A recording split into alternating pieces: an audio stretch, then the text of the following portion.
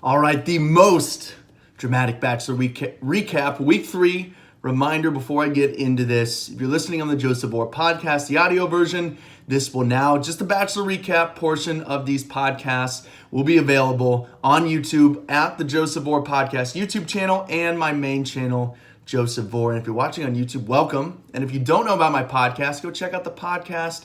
The recaps will be an audio version and some other things like that. There's interviews, sports gambling picks, all kind of good stuff on there.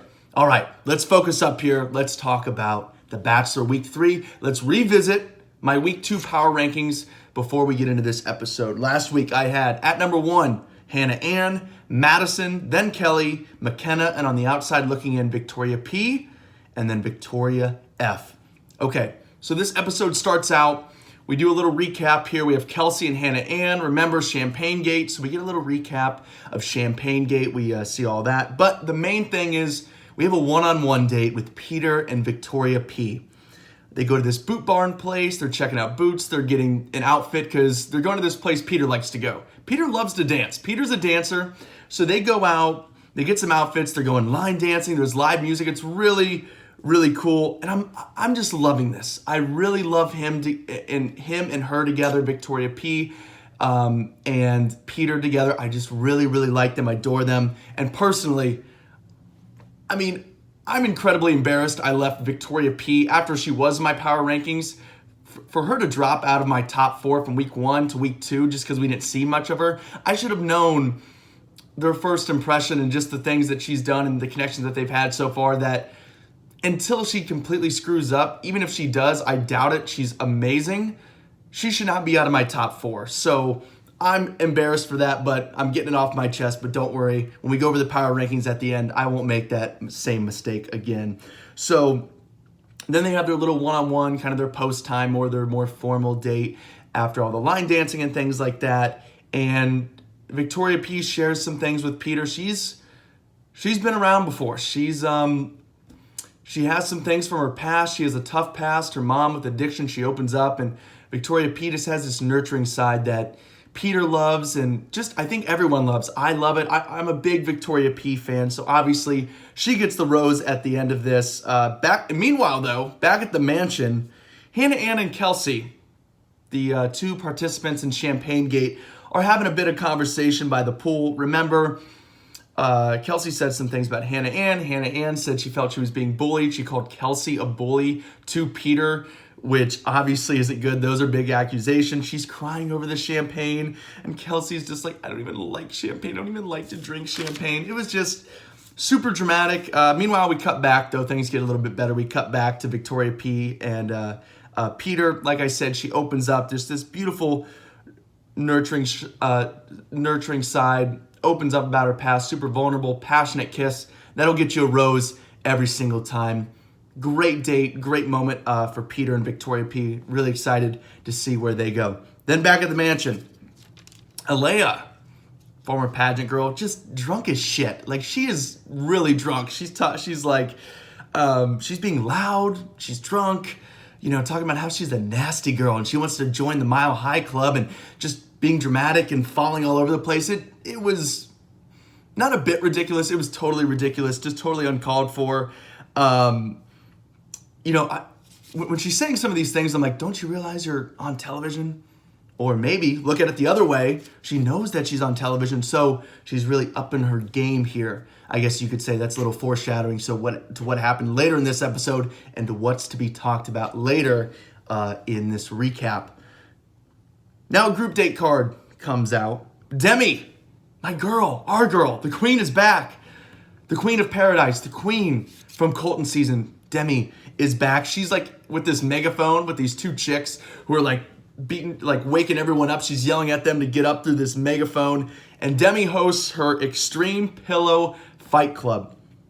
And it's exactly what it sounds like. And this was great. On paper, this was great. We have Demi, we have pillow fighting violence in lingerie. But there's one problem, one big problem. Hannah Ann and Kelsey weren't a part of this. They were not on this group date card. Chris Harrison, I admire you. I would love to be in your position one day. But this was a big miss here. A big miss not to have Hannah Ann and Kelsey on this date card for a mano-a-mano pillow fight. This would have been the next Rocky and Drago, Tyson Holyfield, McGregor, Mayweather, the Thrilla in Manila, part 2. But we missed out on it. America missed out. This had to happen. This was a big miss here. Chris Harrison, you're right 99.9% of the time. I think you're a genius. I think you're amazing. Big miss here not to have them on this date. I know ABC has the liability and insurance to cover everything, so big miss not to have them fight to the death, pillow fight to the death at Demi's Extreme Pillow Fight Club. Now they have their little cocktail hour. That's the whole follow-up thing. And on the girls, they're fed up with Alea. Like, they really cannot stand her. It's not just Sydney that spoke up. She was the main person that has been speaking up to Peter, but no one can stand her in the house, really. I don't like Alea. I don't have a good gut feeling about her. She won the pillow fight, so she's wearing a crown. And of course, she's loving it. Former pageant girl. I'm not saying all former pageant girls are like this. I know some people who have done pageants or still do pageants. They're very nice, normal, chill people. Alea, she's to the max. Like, she's hardcore. Like, this is her life, and there's really no separation between the two. So Sydney and Peter, they have a little one-on-one at the cocktail party. And remember, Sydney was just going at Alea. And now she's with Peter. And they address it. And Sydney calls out Alea. She says that she's fake, probably not there for the right reasons, telling Peter, like, hey, be on the lookout for this. Like, this may not be good. So then Alea grabs Peter, and then they talk about it. She wants to get her side of the story, and she's crying. And, I just don't have a good feeling about her. I'm trying to trust my gut more, and my gut is saying, no, Alea's not good. And I hope that's what Peter's gut is telling her. And then Sydney, she opens up. They have a good conversation. She, at the end of this, gets the rose. Ha, ha, ha. All right, let's see. What is next? The pool party. Okay, this wasn't much of a party. It was more of Peter's like, okay, we're going to hang around the pool. I have my swim trunks on, but I really need to get to the bottom of all this Alea stuff. I need to talk to some other girls, maybe some that have things to say or maybe weren't at this group date and didn't really participate and were in that whole situation. So he grabs Sydney. They have a good, quick talk. I like this. Not a huge Sydney fan, but she's middle of the road. I think she's good. She's going to stick around for a few weeks. But at least I trust Sydney. I have a good gut feeling about Sydney. Now Kelsey. She couldn't take down Hannah Ann. I don't know if anyone can take down Hannah Ann. They might have to call in the California National Guard or the Malibu Police Department or whoever. I don't think they could take down Hannah Ann. So she couldn't take down Hannah Ann, obviously. But now she's going after Alea. And now Natasha's going after Alea. Alea's down 3-0. Then it's 4-0. This was a clean sweep. This was like my Cavs over the Raptors in 2017 and 2018. Clean sweep. 4-0. Not looking good for Alea. No one's sticking up for her, and no one should. I mean, no one should. And now Alea and Sydney are talking. She's like, Alea is talking about Sydney, and she's like, her story is not flawless. It's opinion. And opinions aren't facts. I'm like, wow, I didn't know that. That's great to hear. I'm so glad that you could teach me that. Alea, I did not know opinions were not facts. So thank you for clearing the air on that. Now Peter and Madison, they're effortless. I love them together. I love Madison. I think she's super sweet, super genuine. Peter obviously loves her. She's gorgeous. They're effortless together. She's going to be kind of the Hannah G of this season, I feel like, from time to time. Remember Colton and Hannah G? They got along really well. Colton always says, oh, she reminds me of home. You remind me of home. We didn't see a ton of them, but at the same time, their relationship was really strong. Like, they didn't have to be together every single moment. Didn't have to spend a ton of time together. Colton was more figuring other people out because he knew Hannah G was so good. I think we might see that a lot with Madison and Peter. I think Peter's a better Bachelor so far, so I think he will spend more time. I think we'll see more Madison, but they're off to a really good start. They're super effortless, like I said. Now, Peter and Alea. She goes on this rambling, crying monologue. It's sort of that remember in Billy Madison, have you ever seen that movie when they do the whole like academic decathlon thing? It's one-on-one, it's Adam Sandler and the other guy, and Adam Sandler goes on this whole stupid rambling monologue about the Industrial Revolution, and the guy who's hosting it, the mediator, the Alex Trebek of this situation, if you will, was basically just went on this whole thing and was like, in your whole time of rambling, you did not put together one coherent thought. May God have mercy on your soul, and we are all now dumber for hearing it. Basically that, I know I'm butchering it, I don't know the exact quote, but you get the gist. It just wasn't good, and she said a bunch of words, and she cried a lot, and she didn't really say anything with it. If anything, I mean, even Peter's looking at her, and he really likes Alea. He does not want to believe the other people. He doesn't want to believe this negative stuff about Alea, but now he's starting to turn a little bit, and he responds, but when he responds, he's like, I believe you. She's like, what? Really? Really? You believe me? She is so full of shit. I mean, she is. I really just cannot stand Alea. And the fact that Peter believes her or said that he believed her in this moment, it was just really tough for me.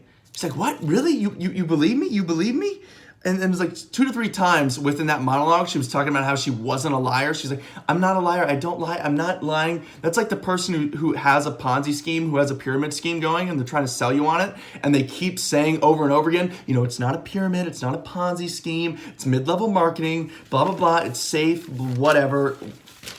We know it's a lie. We know you're not telling the truth. When you say you aren't a liar, when you say you don't have a pyramid scheme and you're trying to sell me on this, we know that you're a liar. We know that you have a pyramid scheme.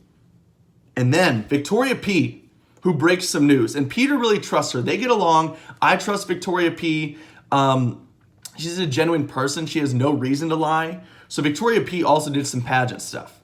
They were at Miss USA together. Victoria P says that Alea reveals this to Peter in a one-on-one situation, that she said about they met each other, interacted with each other for about 3 hours collectively at Miss USA.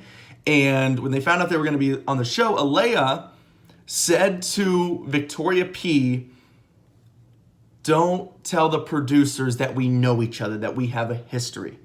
And Alea, when Peter confronts her about this, when Peter asks her about this, she tries to deflect it with, I just didn't want to put our risk of being on the show, knowing each other going into this and knowing we were going to be on the show in jeopardy. I just didn't want the producers to know, so I wouldn't get kicked off and Victoria P wouldn't get kicked off. This is obviously a lie. I think it's because Victoria P knows that she isn't that great of a person, and Alea is like, oh, yeah, maybe I wasn't the best around Victoria P, and this would really come back to bite me. So she tries to deflect it. Was it too little, too late? I don't know. We'll see. And that's what we're going to talk about right now, because we have the rose ceremony. There were 2 roses left. Peter had to leave. He went to talk to Chris Harrison, to consult with Chris Harrison. Chris Harrison comes in. There's 2 roses left. He usually doesn't do this. He only comes in. He's there at the start. He leaves, then comes back when there's 1 rose left. He comes back with 2 roses left. And he takes one of the roses away. Him and Peter revealed in their conversation, I only need 1 rose. There's only 1 more girl I want to keep around. And the final rose went to McKenna. I was so happy. We have to keep McKenna, the lovely fashion blogger from British Columbia. We have to keep her on. Alea goes home. I was so happy. And when Peter was doing his talking head, right, before he gave this final rose away, he was talking about how he's like, I'm drawn to Alea. What if I let her go? What if I let my future wife go? I was like, what? You gotta be crazy, man. You got to dump her. Like, she's got to go. She's so full of it. I can't stand her. Trust your gut, man.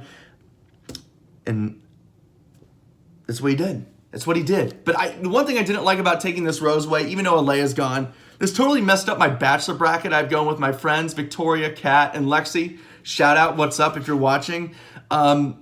We didn't account for this, so we missed at least 1 because the rose was taken away, and we weren't made aware of that. So whatever, I'll get over it because Alea's gone. I'm happy about that. So before I wrap this up, let's go over the power rankings after this episode. My number 1, Hannah Ann has been taken down out of that number 1 spot. I like Madison. At number 2, Told you I wouldn't make this same mistake again. Victoria P at number 2. We have Madison. Victoria P. Number 3, Hannah Ann. She drops from 1 to 3. And number 4, we have Kelly, the lawyer, the one that has known Peter, has a past with Peter. They've known each other coming into this. Number 5, Victoria F. And number 6, McKenna. I just like McKenna. I know she got the final rose, but I like McKenna, and I like her at number 6. But those are my top 4. Madison, Victoria P, Hannah Ann, and Kelly, with Victoria F and McKenna on the outside looking in. Thank you guys so much for watching. This has been week 3, episode 3 of the most dramatic Bachelor recap.